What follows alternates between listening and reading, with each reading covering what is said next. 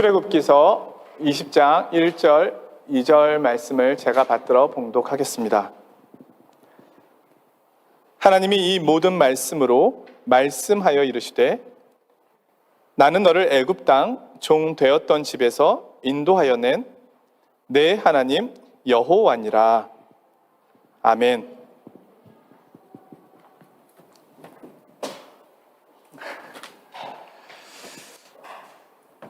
한국에서 여러 사람들이 연락을 주었습니다. 별일 없냐고, 잘 지내고 있냐고. 뉴스를 보니까 파리 시위가 격해져서 폭동으로 변하여 여러 상점들이 털리고 또 많은 차들이 불에 타고 하는 모습을 보고는 염려가 되어 전화를 주었습니다. 다행히 지금은 많이 시위가 잦아들었지만 언제 또 어떤 식으로 또 터질지 모르는 그런 시한폭탄 같은 그런 상황 속에 우리가 있음을 느끼게 해주었던 시간들이 아닌가 싶습니다. 서로 다른 사람들이 서로 다른 인종들이, 서로 다른 문화 속에서 살았던 사람들이, 서로 다른 가치관을 가지고 있는 사람들이 한 공간에서 함께 살아간다는 것은 결코 쉬운 일이 아닙니다. 함께 살아가기 위해서는 법과 원칙도 물론 중요하지만 그와 동시에 많은 인내와 수고와 노력이 필요한 것도 사실입니다. 그런 가운데 과연 우리 기독교, 우리 특별히 믿음의 공동체가 이 시대를 살아가면서 우리가 어떠한 기준을 가지고 살아가야 할까? 우리가 이 사회에, 이 공동체에 기여할 수 있는 부분들은 무엇일까? 우리 자녀들에게는 어떻게 살으라라고 권면해 줄 수 있을까? 이런 고민이 사실은 들지 않겠습니까? 그냥 막연하게 시위 현장은 피해서 다녀라. 집 밖으로 나아가지 말아라. 이것이 우리의 대안은 아닐 것입니다. 오늘 우리가 함께 보게 되는 말씀은 차별과 분리, 다툼과 분열이 가득한 이 세상 속에서 우리가 어떻게 살아가야 할 것인지에 대한 가장 중요한 기준과 지침을 마련해주는, 알려주는 그런 말씀이라고 할 수 있겠습니다. 지난주에 우리는 하나님과 출애굽한 이스라엘 백성들이 시내산에서 언약식을 맺는 장면을 말씀으로 보았습니다. 하나님과 이스라엘 백성들의 혼인 언약, 결혼식의 모습이었습니다. 결혼식에서 가장 중요한 것은 언약이라고 말씀을 드렸지요. 서로 약속하는 것입니다. 하나님께서는 이스라엘 민족을 사랑하셨습니다. 그래서 감옥에서 종됐던 그들을 건져내셨습니다.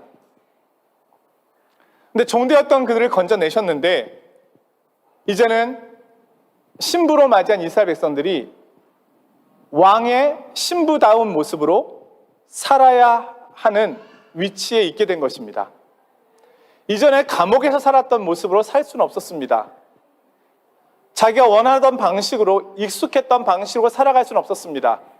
이제는 하나님의 신부된 모습으로 그들이 변화되어야 했습니다.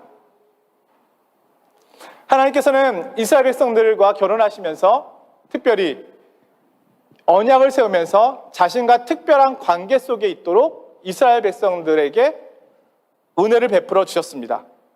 수많은 민족들이 있지만 너희, 이스라엘 너희만은 나와 특별한 관계에 있는 백성이다. 이렇게 언약 관계로 들어가신 겁니다.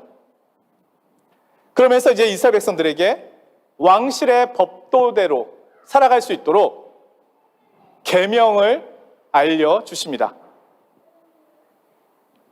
사랑하는 이스라엘 백성들이여, 이제는 왕의 신부가 되었으니 이렇게 살아야 합니다.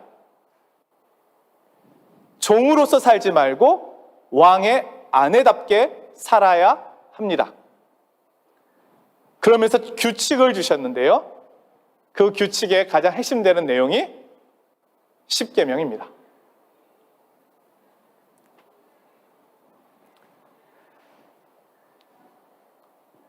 우리는 이스라엘 백성들이 파라오의 종노릇했던 모습에서 해방되어서 구원받은 백성이 된 것을 보았습니다. 이들을 하나님께서 왜 구원하셨을까요? 이들은 자유를 얻었습니다. 이들이 얻은 자유의 의미는 무엇입니까? 그것은 이제 하나님의 백성으로서 살아갈 수 있는 자유, 하나님의 백성다운 삶을 살아가도록 하기 위하여 그들에게 구원이 허락된 것입니다. 오늘 이 말씀은 사실 오늘 영적 출애굽을 경험한 우리에게 시사하는 바가 무척 큽니다. 하나님께서 오늘 나를 왜 구원하여 주셨는가? 사랑하셔서, 맞지요? 그럼 구원을 받은 우리는 어떻게 살아야 합니까? 이전에 살던 모습으로 동일하게 살아도 되는 것일까요? 이제는 하나님의 백성답게, 그리스도인답게 살아가라는 것입니다. 그것이 구원의 목적입니다.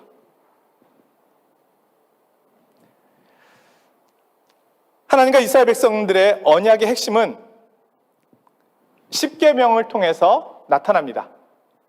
여러분이 가지고 계신 성경책이나 찬송가를 보면 세 가지가 보통 표지에 나와 있습니다. 하나는 사도신경, 또 하나는 십계명, 또 하나는 주기도문입니다. 아마 찾아보시면은 표지에 이 세 가지가 기록되어 있는 책들이 많이 있을 것입니다. 자, 누군가가 우리에게 와서 이런 질문을 한다고 가정해 봅시다. 아무개요. 아니면 우리 자녀들이 부모님께 엄마, 아빠, 기독교가 뭐예요? 우리 친구들은 무슬림도 많고 우리 친구들은 안 믿는 이들도 많은데 나는 매주일 교회 가잖아요. 그리스도인이 뭐예요? 기독교가 뭐예요? 그럼 여러분 무엇이라고 알려주실 수 있으실까요? 잠만 말고 따라와. 몰라, 가서 목사님께 물어봐. 이러면 안 되겠죠? 기독교의 핵심되는 내용, 기독교란 무엇인가라고 물어볼 때 세 가지를 이야기하면 설명이 될 수 있습니다. 기독교인들은 무엇을 믿는가? 사도신경을 고백하며 믿습니다. 기독교는 그리스도인은 어떻게 사는가? 그것은 십계명의 말씀대로 살아간다. 그리스도인은 어떠한 꿈과 비전을 가지고 있는가? 그것은 주기도문의 말씀에 나와 있는 대로이다. 기독교는 사도신경을 믿고요. 그리고 십계명대로 살아가고요. 그리고 주기도문의 말씀을 가지고 꿈을 꾸는 사람들입니다. 그래서 사도신경, 십계명, 주기도문 이 세 가지가 기독교의 핵심 내용이라고 할 수 있습니다. 제가 사도신경을 예배의 앞자리에 넣은 것도 사실은 그런 이유가 큽니다. 우리가 믿는 것이 무엇인지를 함께 고백하는 것이 중요하지 않겠는가? 요즘 많은 교회들에서는 사실 이 사도신경을 빼기도 합니다. 왜냐하면 주문처럼 보이니까. 그러나 이 내용이 너무너무 중요합니다. 내가 믿고 있는 것이 무엇인가? 내가 고백하고 있는 신앙의 내용이 무엇인가? 그것을 설명할 때 가장 좋은 것은 사도신경입니다. 요약하면 사도신경은 믿음을 대표하고 십계명은 사랑을 대표하고 주기도문은 소망을 대표합니다. 마틴 루터가 기록한 대소요리 문답이라고 하는 책이 있는데요. 거기에 보면 사도신경, 십계명, 주기도문을 더 세부적으로 가르치기 위하여 기록한 책입니다. 조규개혁자 칼빈의 유명한 책 기독교 강요, 너무너무 유명한 책이죠. 이 기독교 강요의 초판 또한 사도신경, 십계명, 주기도문 순으로 자세하게 성도들에게 알려주기 위하여 기록되었습니다. 우리가 잘 알고 있는 웨스터민스터 대소요리 문답이 있습니다. 사람의 제일 되는 계명은 무엇입니까? 이런 질문들이죠. 이 소요리 문답도 사도신경, 십계명, 주기도문을 설명하는 방식으로 되어 있습니다. 오늘 우리가 귀를 기울이게 되는 말씀은 십계명입니다. 이 말씀의 핵심은 하나님의 백성은 어떻게 살 것인가? 하나님의 백성이 아닌 사람과 살아가는 방식이 분명 다르지 않겠습니까? 이스라엘 백성들이 파라오의 종으로 있을 때하고 하나님의 신부가 되었을 때하고 살아가는 방식이 분명 다르지 않겠습니까? 오늘날 우리 그리스도인이 어떻게 살아야 합니까? 이 복잡한 세상 속에서 어떠한 기준을 가지고 살아야 할까요? 그것을 이야기해주고 있는 것이 십계명이라는 겁니다. 십계명이라고 하는 말 자체는 원어로 보면, 히브리어 원어로 보면 10가지 하나님의 말씀 이렇게 되어 있습니다. 우리는 계명이라고 얘기하고 있지만 사실은 하나하나가 다 하나님의 말씀이라는 겁니다. 자, 십계명의 특징이 있는데요. 이 십계명은 하나님께서 직접 알려주신 계명입니다. 물론 많은 말씀들이 선지자를 통해서 선포되었지만 이 십계명은 직접 알려주셨다는 겁니다. 뿐만 아니라 하나님께서 직접 손가락으로 돌판에 기록하여 주셨습니다. 그리고 이 십계명은 법궤 안에 들어가 있도록 보관되었습니다. 이 십계명은 하나님께서 인류 공동체에게 주신 첫 번째 계명이었습니다. 종교개혁자 마틴 루터가 종교개혁을 했잖아요. 우리는 그가 가르친 가장 놀라운 복음의 핵심, 그가 깨닫고 알게 된 복음의 핵심을 이신칭의, 믿음으로써 의롭게 되는 것이라고 이야기합니다.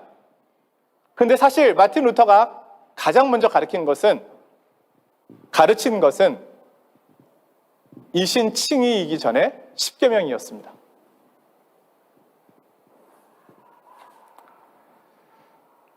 자, 십계명의 유익은 너무너무 분명합니다. 십계명은 하나님께서 원하시는 삶이 무엇인지에 대한 경계와 기준을 알려줍니다. 오늘도 많은 분들이 차를 가지고 오신 분들이 계실 텐데요.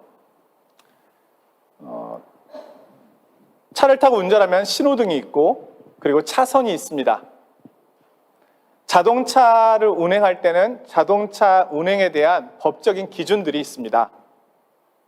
차선을 바꿀 때는 불을 켜서 이동을 해야 되는 것이고 또 아무데나 주차할 수도 없는 것이죠. 그래서 우리가 차를 가지고 오면 교회에 주차하기가 힘들잖아요. 아무데나 주차하면 좋은데 차를 운행하는 데도 여러 가지 기준들이 있고 우리가 살아가는 데에도 여러 가지 기준들이 있습니다. 하물며 하나님의 자녀로서 이 세상을 살아가는데 아무 기준이 없을까요? 좋은 게 좋은 거야. 다 하나님의 은혜지. 그런 것일까요? 그런 것이라면 하나님께서 왜 계명을 주시겠습니까?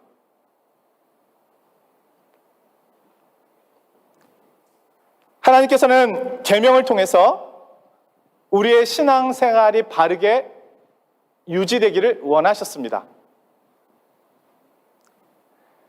이 계명은 우리가 해야 할 것과 하지 말아야 할 것에 대하여 말씀을 주고 있습니다. 무엇을 해야 하는지, 무엇을 하지 말아야 하는지 분명한 가르침이 있습니다. 따라서 이 계명은 삶의 판단의 근거에 있어서 우리로 하여금 분명하게 이야기하고 있는 겁니다. 흐리멍텅하거나 희미하지 않습니다. 분명합니다. 우리가 어떤 것을 선택할 때 왜 그것을 선택해야 하는지, 왜 그것을 선택하면 안 되는지에 대해서 분명하게 말씀해주고 있습니다. 이 계명들은 내가 신앙생활을 잘하고 있는지, 잘하고 있지 못하는지에 대한 기준이 됩니다. 여러분, 내가 좋은 믿음을 가졌는지, 바른 믿음을 가졌는지 어떻게 알 수 있어요? 오래 신앙생활을 했기 때문에요? 아니잖아요. 지침이 있잖아요. 이 지침에 맞게 살아가고 있다면 좋은 믿음을 가진 것이고 좋은 신앙생활을 하는 것이죠. 하지만 이 지침에 어긋난다면 잘못된 신앙생활을 하고 있는 것이죠.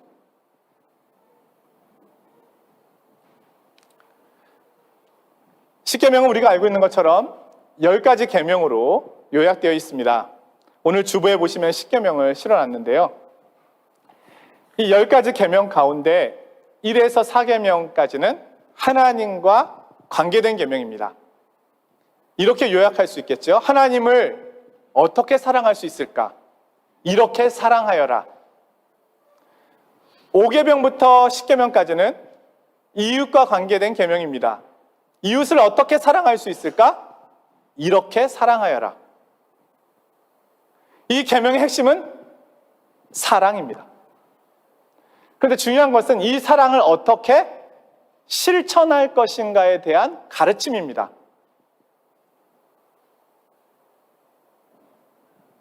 사랑하는 연인들이 있다고 보면 말로만 사랑한다면 그것은 참 사랑이 아니겠죠. 난 너를 정말로 사랑해. 난 당신을 정말 사랑해. 그러면서 휴일마다 집에 없어. 네? 아이들 곁에 없어. 밖에서 주로 보내. 난 당신을 너무너무 사랑해 하는데 핸드폰의 메인 사진은 친구들 사진이야. 도대체 사랑한다고 하는 것이 무엇인가요? 하나님께서 우리를 말로만 사랑하셨습니까? 난 너희를 사랑한다. 아니잖아요. 사랑하셨기에 구원하여 주셨고 자신의 아들을 내어주시기까지 하셨잖아요. 우리가 하나님을 사랑하는데 어떻게 사랑할 것입니까? 입술로, 찬양으로? 그것은 한 부분이죠. 그 다음은요. 하나님의 사랑을 나타내고 표현해야죠. 그렇게 살아야죠. 이웃을 사랑하는데 어떻게 사랑해야 할 것입니까? 말로만요. 진심으로, 행함으로 실천해야죠.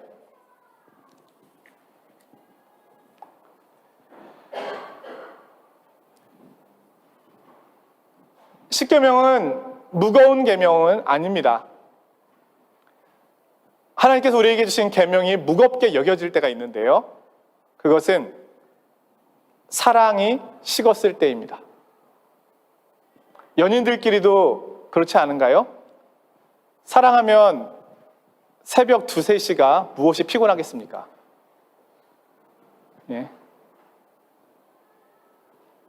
이 레코드, 지금은 뭐 그런 게 별로 없지만 한국에서 예전에 보면 레코드 방에서 막 가요나 음악들이 많이 나오잖아요. 예, 발라드. 예.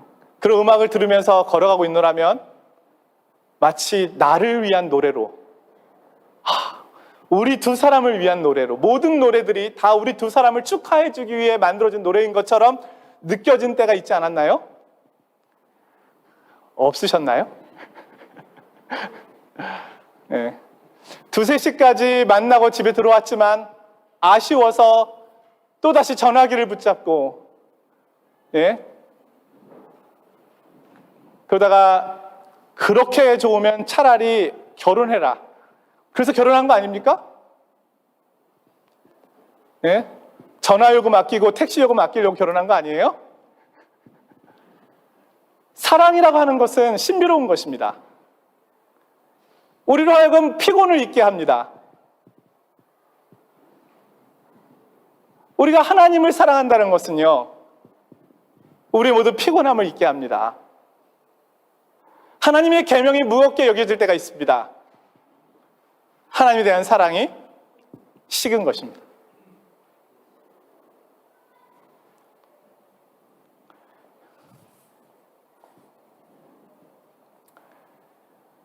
우리가 하나님을 사랑하지 않으면 사실 이 십계명은 무의미합니다. 이것은 하나의 율법에 지나지 않습니다. 우리에게 무거운 짐이 될 뿐입니다. 따라서 이 계명은 우리의 사랑을 먼저 살펴보게 하는 그 출발점이라고 할 수 있습니다.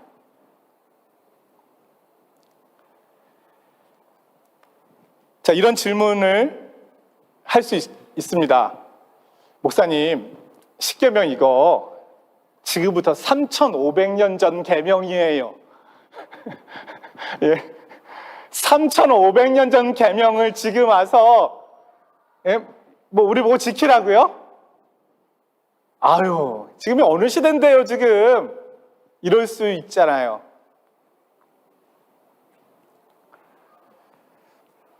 이에 대한 답변이 있습니다. 이 계명은 이스라엘 백성을 위한 계명만이 아니고 구약의 사람들을 위한 계명만이 아니고 이 계명은 기독교의 계명이고 이 계명은 그리스도인을 위한 계명입니다. 자, 십계명은 우리가 알고 있듯이 구원의 조건으로 주어진 것이 아닙니다. 이스라엘 백성들이 십계명을 지켰기 때문에 구원받은 것이 아니라는 것이죠. 반대로 구원받았기 때문에 십계명을 지킬 수 있게 된 것입니다.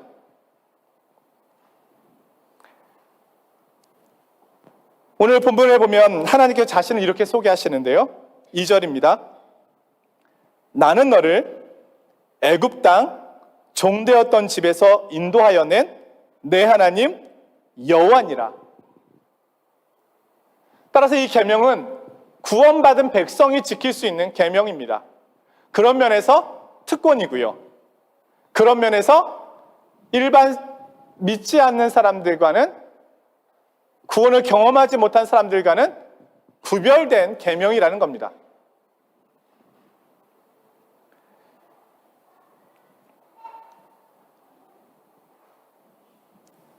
구원받은 성도들은 어떻게 살아야 할까요? 율법 없이 무율법주의자로 살아가도 되는 것입니까? 그렇지 않습니다. 우리가 오늘 구약의 말씀에서 보는 것처럼 구원받기 위한 조건으로서의 계명이 아닌 하나님의 백성으로 구원받았기 때문에 이렇게 살아야 되고 살 수 있다는 겁니다. 그리스도인의 삶은 다르다라는 것이죠. 자, 모세 이후로 1500년의 시간이 지난 후에 예수님께 율법사가 찾아왔습니다. 그리고 물었습니다. 선생님, 이 율법 중에 어느 계명이 가장 큽니까? 이스라엘 백성들은 십계명의 계명을 세분화해서 613가지로 나누어서 하나님 사랑과 이웃 사랑을 실천하는 방법으로 사용해 왔습니다. 율법사는 그 613가지의 계명 가운데 가장 큰 계명이 무엇인지를 물었습니다. 예수님께서 말씀하셨습니다. 이제는 계명의 시대가 아니란다. 은혜로 구원받는 것이지. 이렇게 말씀하지 않으셨습니다. 가장 큰 계명은 마음을 다하고 뜻을 다하고 힘을 다하고 목숨을 다하여 주 하나님 여호와를 사랑하라. 이것은 변하지 않는 계명입니다. 시대가 흘러도 세상이 바뀌어도 하늘이 무너지는 날이 있다 하더라도 이 계명은 바뀌지 않습니다. 그리고 이어서 주님은 이렇게 말씀하십니다. 둘째도 이와 같으니 내 이웃을 내 몸과 같이 사랑하라. 둘째도 이와 같다는 것입니다. 첫째와 둘째의 무게가 다르지 않다는 겁니다. 이것이 율법과 선지자의 강령이니라. 구약의 모든 율법과 선지자의 글을 요약하면, 여러분이 가지고 계신 구약의 39권 성경을 요약하면 두 가지가 나온다는 겁니다. 하나님 사랑과 이웃 사랑. 그러면 신약은요? 동일합니다. 하나님 사랑과 이웃 사랑. 예수님은 율법을 폐하러 오신 분이 아니라 완성케 하러 오셨습니다.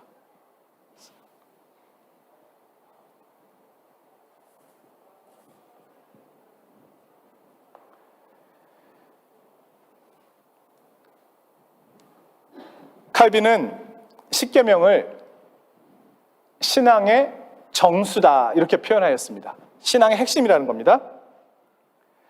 믿음의 생명력과 활력을 불어넣는 신앙의 정수. 십계명은 권고사항이 아닙니다. 이렇게 살면 좋겠구나, 이게 아니고 그리스도인들이요 이렇게 살아서 하나님의 구원받은 백성임을 나타내십시오. 그런 말씀입니다.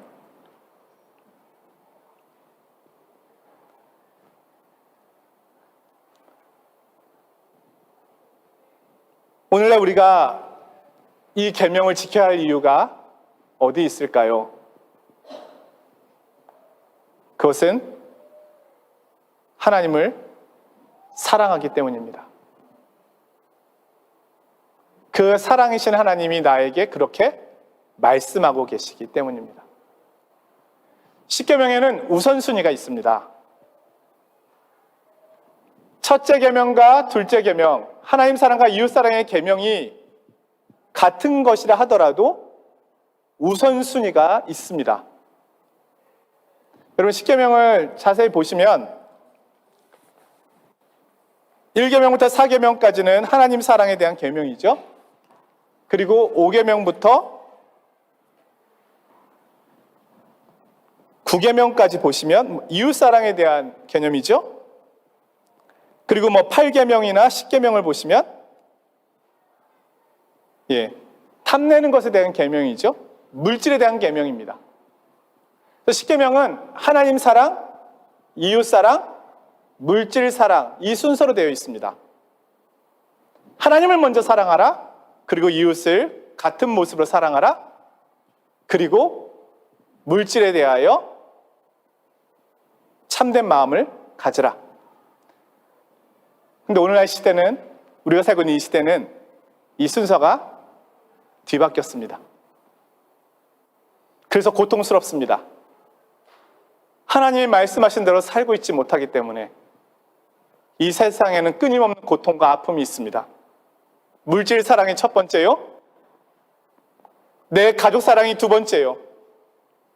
하나님 사랑은 맨 뒤에 놓여져 있습니다. 사랑하는 성도 여러분, 분열과 다툼이 가득한 이 시대, 우리는 이 시대를 보면서 하나님 탓이라고 생각하고 있지는 않습니까? 그렇지 않습니다. 계명을 떠나 살고 있는 것은 우리입니다. 어떻게 우리가 살아가고 있는 이 사회가 치유될 수 있을까요? 어떻게 우리 가정이 회복될 수 있을까요? 어떻게 교회 공동체가 회복될 수 있을까요? 어떻게 이 사회가 회복될 수 있을까요? 어떠한 기준을 가지고 가면 좋을까요? 성도 여러분, 어떤 기준을 갖고 계십니까? 오늘 하나님께서 우리에게 분명한 지침을 말씀해주고 있습니다. 하나님을 사랑하라. 이웃을 사랑하라. 물질의 욕심에 빠지지 말라. 오늘 이 시대에 하나님께서는 자신의 계명을 귀히 여기는 자를 여전히 찾고 계십니다.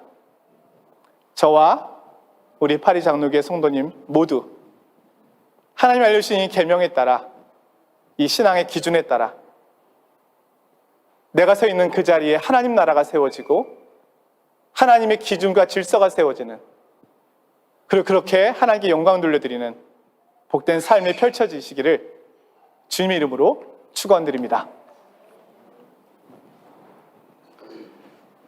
거룩하신 하나님 아버지, 이 시대를 살아가고 있는 저희들에게 하나님께서 분명한 기준을 말씀해 주고 계십니다.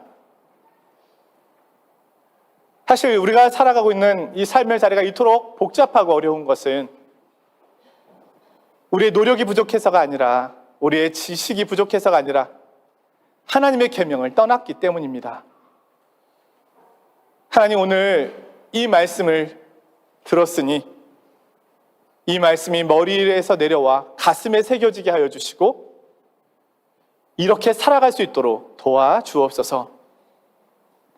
그리함으로 저희가 서 있는 그 자리가 하나님의 사랑과 이웃사랑이 실천되어지고 하나님의 다스림과 통치가 나타나며 하나님 나라의 회복이 나타나는 복된 자리가 되게 하옵소서. 예수 그리스도의 이름으로 기도드리옵나이다. 아멘.